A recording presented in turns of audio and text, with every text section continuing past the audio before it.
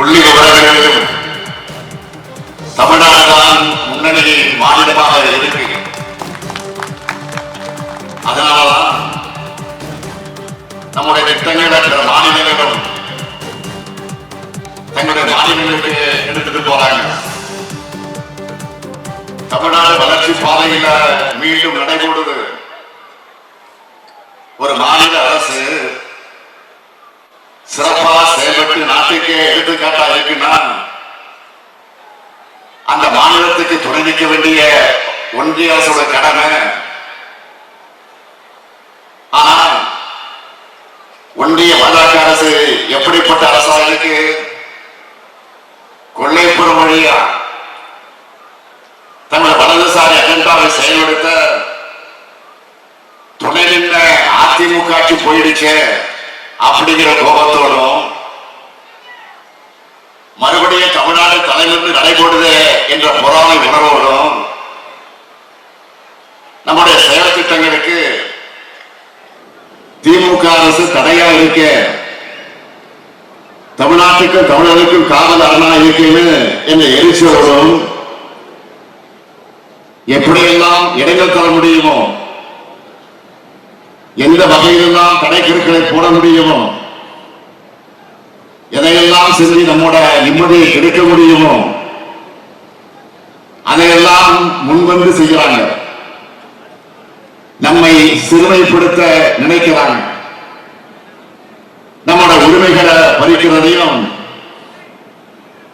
தமிழ்நாடு கொச்சைப்படுத்துறதையும் நம்மால் அமைதியா பார்த்து இருக்க முடியுமா? ஆட்சி பொறுப்பில் இருக்கிறவர்களுக்காக பதவி சுகத்துக்காக ஒன்றிய அரசு கிட்ட பணிவு பெற முதுகெலும்பு இல்லாத அடிமை கூட்டம் என்ன நாம்?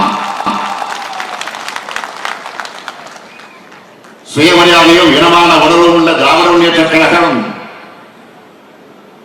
ஒன்றிய அரசோட இனச்சாதியத்துக்கு எதிராக போராடுகிற திமுகவோட போராட்ட குணத்தை பார்க்க வேண்டிய நிலையை உருவாக்கி இருக்கிறாங்க.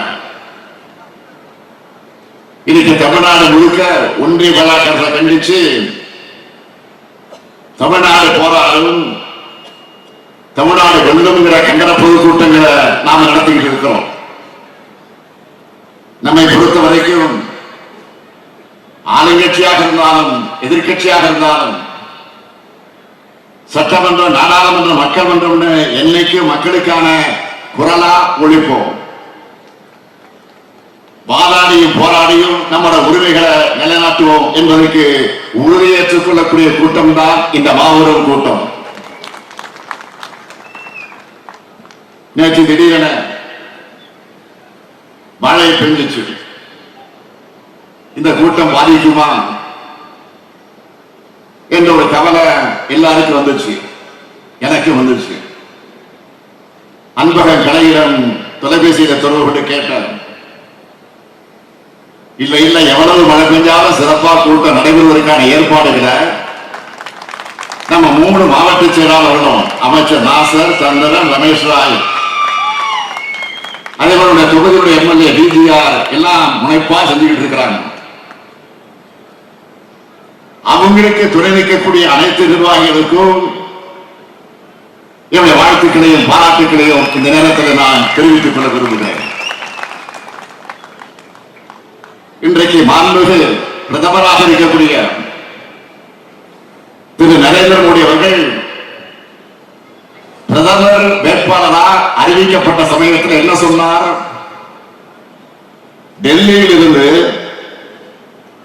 இந்தியா முழுமைக்கும் திட்டமிடுகிறது என்பது அகற்றப்பட்டு அந்தந்த பகுதியில் இருக்கக்கூடியவர்கள் துணையோடு திட்டமிடுவதால் என்னுடைய அணுகுமுறையா இருக்கும் சொன்னார். நான் கேட்கிறேன், மாண்புமிகு பிரதமர் மோடி அவர்களே,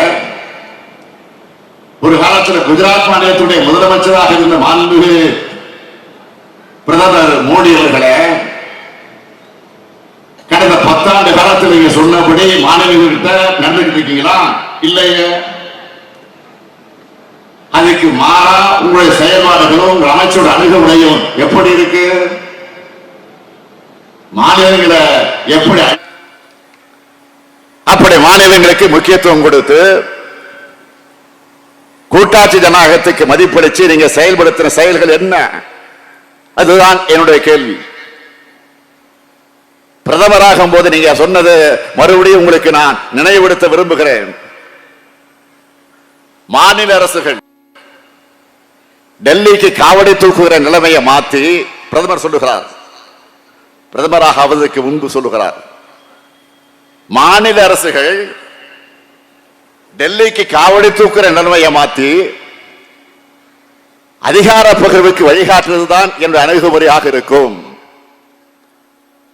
மாநில முதலமைச்சரா நான் அடைஞ்ச 12 ஆண்டு கால அனுபவத்தோட தேசிய தலைமையை ஏற்கிறதால மாநிலங்களுடைய பிரச்சனையும் எனக்கு தெரியும்,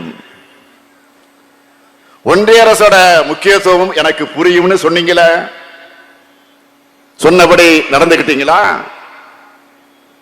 வரி விதிப்பதில் மாநிலங்களுக்கு உரிமை உண்டா? வரி பகிர்லையாவது மாநிலங்களிடம் நியாயமாக நடந்து கொண்டீர்களா? திட்டங்கள் அறிவிக்கிறது, செயல்படுத்துவது, இதுலயாவது மாநிலங்களை பாரபட்சம் இல்லாமல் நடத்துறீங்களா? இல்லையே. கூட்டாட்சி தத்துவத்தை ஆதரிக்கிற நீங்க அப்படின்னு சொன்னீங்களே, அதுக்கு ஒரு சாட்சியத்தையாவது உங்களால் காட்ட முடியுமா? பிரச்சனை வரும்போது மாநில முதலமைச்சர் அழைச்சு என்னைக்காவது நீங்க பேசியிருக்கீங்களா? ஆலோசனை நடத்தி இருக்கீங்களா? எதுவும் இல்லையே.